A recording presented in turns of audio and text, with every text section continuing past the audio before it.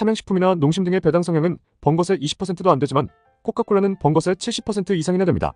농심 등 한국의 식품주가 이익의 15배 정도 시총을 받으면서도 최근 코카콜라, 펩시 등이 20배 이상 시총을 받게 되는 이유이기도 합니다.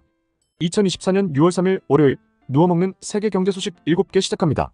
공포 탐욕 지수 미국 증시는 48로 유지, 코인은 73으로 유지. 1. 세계 경제 성장률 싹쓸이 중인 아프리카. 올해 세계 경제 성장률 상위 20위 안에 아프리카 11개국이 포함될 정도로 고속 성장하고 있습니다. 아프리카 대륙국가 간 연합체인 아프리카연합 AU 소속 국가 55개국 중 쿠데타 등 정치적 이유로 우리나라가 초청할 수 있는 국가는 48개국인데 이 가운데 25개국에서 국가 원수가 방한하여 윤 대통령과 정상회담을 할 예정이라 전하였습니다. 2022년 기준 아프리카의 인구는 14억 명에 달하고 중위 연령은 19세로 글로벌 경제의 성장 엔진으로 평가받는 인도 28세보다 어려 향후 10년 내 생산 가능 인구도 10억 명에 이르러 인도와 중국을 제치고 세계에서 가장 많은 노동력을 보유할 것으로 분석된다 전하였습니다. 한국개발연구원 KDI에 따르면 최악의 경우 2030년대 한국의 잠재 성장률은 0%대인 2031년에서 2040년 사이 0.9%대로 둔화하게 되는데 이런 상황 속에서 아프리카는 한국의 새로운 성장 동력이 될 수 있다고 관측된다 전하였습니다. 2. 중국 PMI 제조업 경기 3개월 만에 다시 위축. 중국 경기 동향을 나타내는 제조업 구매관리자 지수 PMI의 경기 확장 국면이 3개월 만에 끝났습니다. 시장 전망치를 크게 밑돌며 수축 국면을 나타내는 수치 50 미친 49.5를 찍으며 위축 국면으로 돌아선 것인데 부동산, 내수에 이어 제조업까지 힘을 잃어가는 중국의 이제 남은 동력은 수출뿐이라 올해 경제성장률 목표 달성이 위태로워졌다는 분석도 나오고 있다 전하였습니다. 건설업과 서비스업 활동을 측정하는 비제조업 PMI 지표 또한 4월부터는 둔화 추세를 보이고 있다 발표하였습니다. 3. 프랑스 신용등급 11년 만에 강등, 재정 악화. 올림픽을 앞둔 프랑스의 국가 신용등급이 11년 만에 강등되었습니다. 국제신용평가사 스탠더드 앤드 푸어스가 프랑스의 국가 신용등급을 AA에서 AA-로 낮춘 것인데 프랑스의 재정적자와 국가부채를 원인으로 꼽았습니다. 27년에 국가총생산보다 3% 초과하는 적자를 예상하였지만 경제부진과 세수 부족 등으로 예상보다 빠르게 불어나는 재정적자 규모에 결정하였다고 전하였습니다. 경제 수호자를 자처한 에마뉘엘 마크롱 대통령의 정치적 타격이 예상되는데 파리의 경제연구소 소장은 유료 사용 20개국인 모든 유로존 가운데 오직 프랑스와 이탈리아 두 나라만 이처럼 높은 GDP 대비 부채 비율을 안고 있고 비율은 악화하고 있어 신용등급 강등은 적절한 조치였다고 전하였습니다. 한편 스탠더드 앤드 푸어스는 러시아에 인접한 유럽 발트 3국도 지정학적 위험의 영향으로 신용등급을 강등했다고 전하였습니다. 4. 오펙 내년까지 석유 공급 감축 연장 협의.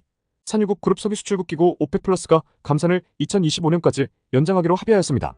원유 수요는 미미하게 성장하고 고금리가 장기화하며 경쟁국인 미국에서 생산이 증가해 원유 시장을 지지하기 위한 결정이라고 하는데 오펙 플러스 회원국들은 현재 전 세계 수요의 약 5.7%에 해당하는 하루 총 586만 배럴의 원유를 감산하고 있고 하루 366만 배럴의 감산은 25년 말까지 220만 배럴의 감산은 24년 10월부터 점진적으로 폐지할 예정이라 전하였습니다. 5. 엔비디아 26년 GPU 루빈 발표. 엔비디아 매출의 13%는 마소의 빈 검색 엔진 다운로드 15배 증가. 황 CEO는 26년 GPU 블랙웰을 뛰어넘는 코드명 루빈 출시 목표를 언급하였습니다. 해당 제품은 현재 4세대를 뛰어넘는 6세대 HBM4를 최대 12개 장착한 모델로 기대가 되고 있으며 곧 출시 예정인 블랙웰 또한 당장에 AI 기업들이 출하를 손꼽아 기다리고 있는 것으로도 알려져 엔비디아의 실적 및 자신감은 대단하다고도 전해졌습니다. 고대역폭 메모리 HBM 생산에 집중하고 있는 삼성전자와 SK하이닉스는 엔비디아 움직임을 예의주시하고 있고 반도체 업계의 한 관계자는 반도체 공급망에서 대만이 한국을 이미 앞질러 한국이 미국, 대만에 이은 3등 국가로 전락할 위기에 몰려있다고 지적하였습니다. 6. 남아공 총선에서 만델라당 30년 만에 과반 실패. 아이슬란드는 28년 만에 여성 대통령 당선. 남아프리카 공화국 총선에서 넬슨 만델라 전 대통령을 시작으로 장기 집권해온 아프리카 민족 ANC가 30년 만에 과반 의석을 차지하는데 실패하였습니다. 총선 개표 결과 ANC 득표율이 40.2%에 그치며 제1당 자리를 유지했지만 더는 단독 정부를 수립할 수 없게 되었다 전하였는데 21.8%는 중도우마 민주동맹, 14.6%는 ANC 의장을 지낸 전 대통령이 창당한 움콘토 이시조 MK가 마지막으로 그간 제1당이었던 경제자유투사 EFF가 9.5% 득표로 제4당 자리로 밀려났다고 전하였습니다.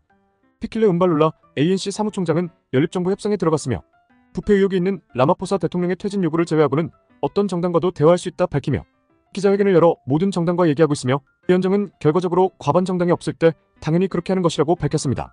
ANC는 극단적인 인종차별 정책제도인 아파르트헤이트를 무너뜨리고 정권을 장악했지만 경제사회 분야에서 무능하다는 평가와 부패 문제를 비롯해 청년층의 표심 이탈이 가속화되며 32%에 달하는 실업률을 비롯해 경제적 재분배 문제 등에서 민심의 이반을 겪은 ANC의 과반석 차지 실패는 예견되었다고 전하였습니다. 1위 득표율 ANC는 친러시아 중국 정책을 행하고 있으며 2위 득표율인 민주동맹은 백인 지지를 받고 있어 연정을 주도할 가능성은 낮지만 러시아 중국 정책의 반대와 친시장 정책을 내세우고 있고 3위, 4위 득표율인 MK와 EFF는 친시장이 아닌 중추산업의 국유화를 주장하고 있어 정당 간 간극이 크다고 전하였습니다. 남아공은 80%에 달하는 흑인 인구를 비롯해 백인, 인도계 인구 등 다양한 민족 언어 구성을 보이고 있고 공식 언어만 12개에 이른다고 설명하였습니다. 주관적 칼럼 7. SK 주가 이틀새 22% 올랐다.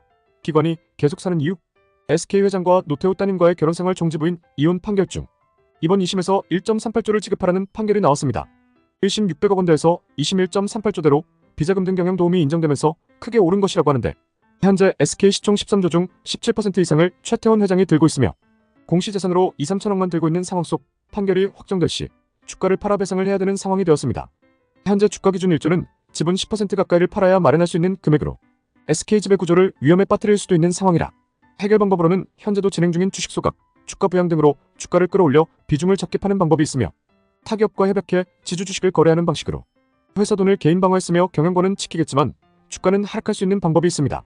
추가 상황으로는 외부적으로 행동주의 펀드들이 일정 이상 지분을 담은 후 지배 경영 인사권에 참여해 배당 등 주식 부양 행동을 취해 가격 상승을 일으키며 먹고 빠지는 상황도 있을 수 있는데 한번 경험이 있는 외부 기업과의 위험성 있는 협약보단 자체적으로 해결할 확률이 높아 타기업과 협약보단 주식 소각 혹은 행동주의 펀드 상황만 남았다고 보았을 때 주가 부양의 길만 남았다 보니 최근 기관들의 연속적인 매수세는 SK 주가 상승의 베팅일 수도 있고 행동주의 펀드들의 지분 보유 매수세일 수도 있지만 실적이 아닌 구조적 흐름을 기점으로 매수세가 들어오는 것이 확률이 높으니 일반 분들이 관여하시기엔 추천드리지 않지만 하이브와 카카오의 SM 인수전처럼 기회 속에 돈이 있을지 재밌게 보셨으면 하여 흐름을 언급드려 보았습니다. 오늘의 한 줄. 삼양식품이나 농심 등의 배당 성향은 번것의 20%도 안 되지만 코카콜라는 번것의 70% 이상이나 됩니다. 농심 등 한국의 식품주가 이익의 15배 정도 시총을 받으면서도 최근 코카콜라 펩시 등이 20배 이상 시총을 받게 되는 이유이기도 합니다. 혹시 해외 금융계좌의 주식, 채권, 코인 등 5억 넘게 들고 계시다면 신고 없을 시 과태료 20%가 부과되니 참고 바랍니다. 매일 누워먹는 경제 소식을 듣고 싶으시다면 구독, 좋아요 부탁드리겠습니다. 감사합니다.